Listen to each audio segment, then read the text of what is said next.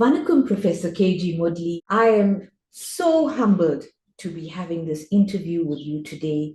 You have done such extensive, tireless work in the field of Tamil culture, Tamil religion. Welcome to Talk 10. Thank you, Mahenthri, for the invitation to this interview. Welcome to you and to all the viewers. Let's begin with the very first book that you wrote in 2017. ஒரே உலகம், ஒரே கடவுள். One word, one God. Even though we have many names for God in our religion, it does not mean there are many gods. There is a one God with different names for different aspects of the one God. This book contains an introduction to prayer in the Tamil culture, that is opening prayer and closing prayer. Even at home, we start with an opening prayer and a closing prayer, and in between, we sing songs to God in various names and forms. And the second part is about the religious festivals that we observe in our culture. The third part is about God Shiva and all the attributes of God Shiva and all the saints and sages who have written songs on Lord Shiva. The next part is about Lord Vishnu and Vaishnavism. Then the last part contains Tamil ethics. So Tirukural is one of them that comes in there. Saami Kumbidu means pray to God. The prayer can be done at home or in a temple. Therefore, guidance is needed. So this book contains introduction to prayer at home, the worship of God, how we greet God, the prayer lamp, and the importance of the prayer lamp. The second part is all the rituals that we do in the prayer. Young persons in general do not understand why certain rituals are being done. So all that is explained in this book. And the next part is how to do specific rituals such as yagam, which is commonly called yajnam, or the fire ceremony, and what has to be done in order to perform this fire ceremony, the significance of the fire ceremony. The next part is about the temple, structure of the temple, and what is the significance of each part of the temple. When people go to a temple, they know what to expect, in which part of the temple they must go first, second, third, and so on. The next part of all the festivals that we Hindus and particular Tamils celebrate in South Africa, the way to do this prayer, what is needed in terms of material items, but it also gives you wherewithal to do the prayer. In other words, the mantras, the song. There are 2 CDs accompanying this book so that anybody who is not even familiar with prayer can follow this. There are prayer songs in this book together with the meanings of the songs. I took the time to peruse through Saami Kumbidu and I really love it. It's a handbook. It is simple. It is very clear. So really, there is no excuse. If someone says they're unable to do a particular prayer at home, you've given step-by-step guidance. You've actually held their hand and taken them through the process. So thank you so much for the extensive research put into this book. This book also tells you about the ceremonies in life. There is a ceremony when one is born. There is also a ceremony when one dies. But in between that, there is a naming ceremony. And when you reach a certain age, for girls especially, when they reach puberty, there is a ceremony for that. And there are ceremonies when you get married and so on and so on. So all these ceremonies are covered in this book in detail. Professor Moodley, the next book, Grace of Muruga, Murugan Arullaal. Can you tell us about the research and the contents of Murugan Arullaal? First of all, I need to say that Murugan worship is very, very popular in India and in South Africa among Tamils. The emphasis seems to be on Kavadi, which is a very major festival dedicated to Lord Muruga. So on the cover of this book, you will see a picture which shows balance with the fulcrum in the middle and two weights on either side, showing that in life we need balance. And Lord Muruga is the one, because he is known as Jnana Panditan. That means he is a teacher, he is a guru.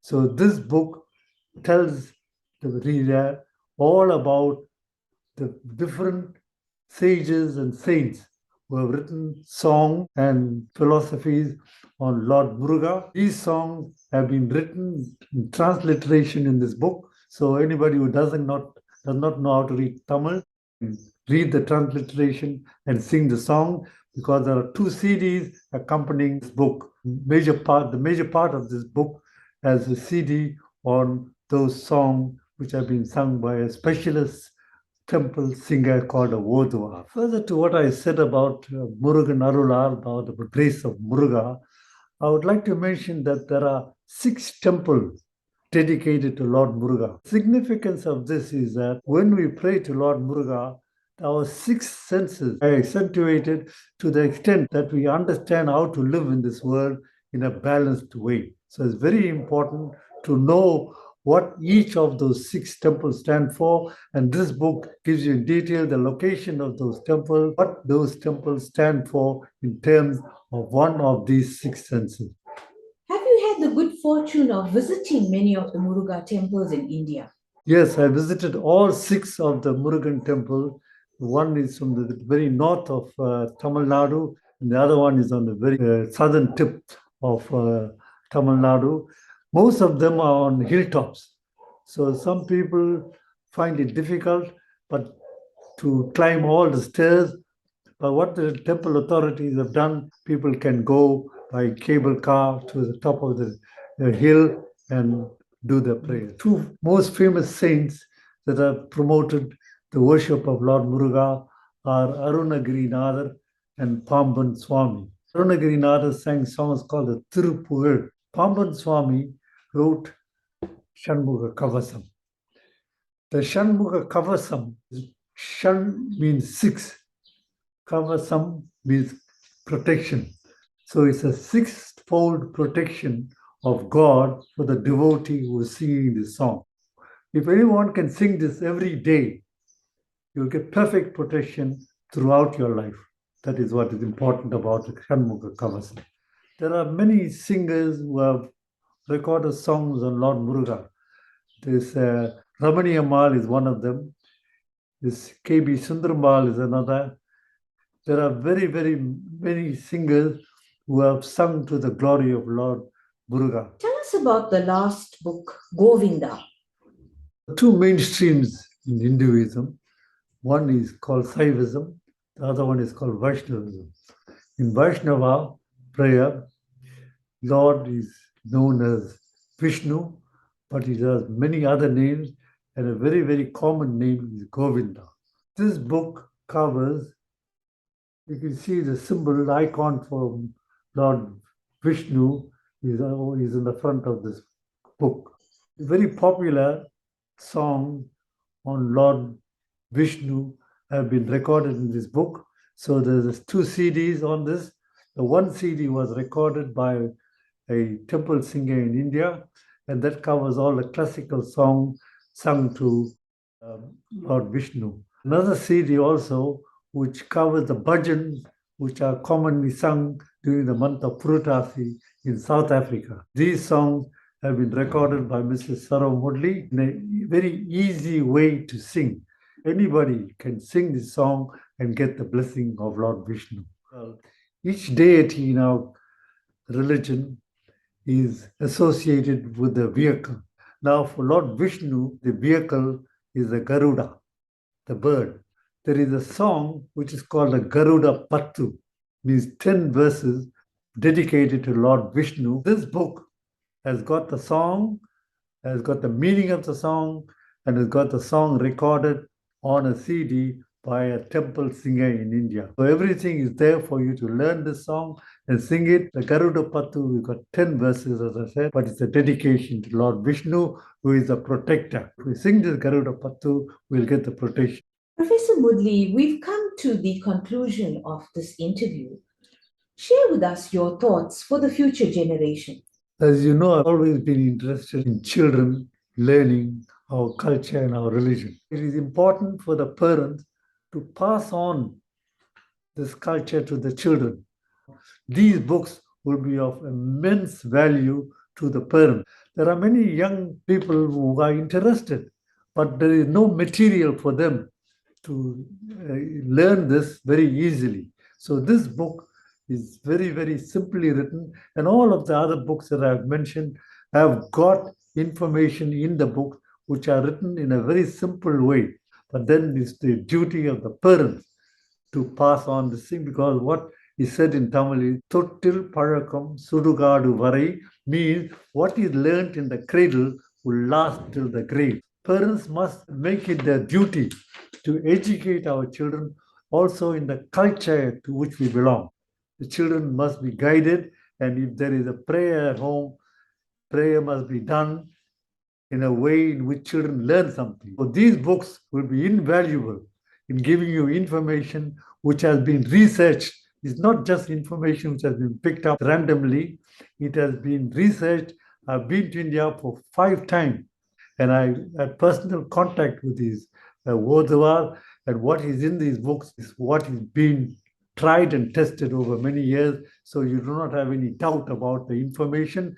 The genuineness of this information is there for all of you to read. Congratulations on all these books. God bless you. And we are so grateful. We are filled with gratitude for the research that you have done, the information you have provided for us. It comes from a place of sincerity where you are really, really wanting the future generation to continue with our glorious culture. How can we purchase copies of all your books? The first point of contact is to go to nearest temple. Most of the temples are aware of these books. I have done tour of the whole of South Africa, Johannesburg, Pretoria, Cape Town, Port Elizabeth, East London. The main cities have been covered. There's someone there who knows about these books, so it's already being propagated. If you want more information, you can write to me on email, moodlykg@dut.ac.za. So I have left copies of books and CDs with these persons who are very responsible. So if you contact your temple in Port Elizabeth or in Cape Town or in Johannesburg, you are bound to get it. In Durban, of course, contact me and you can get these books very easily. I can post books to you, forwarding address. We can do that very easily. Professor Woodley, what a joy it was to spend this time with you today. Thank you so much for joining me on Talk 10 with Mahen. It was my very great duty to propagate this work. Grateful to you that you have accorded me this interview, and I hope this interview will lead to a few more people knowing about our culture and religion, not only in South Africa, but in other parts of the world as well.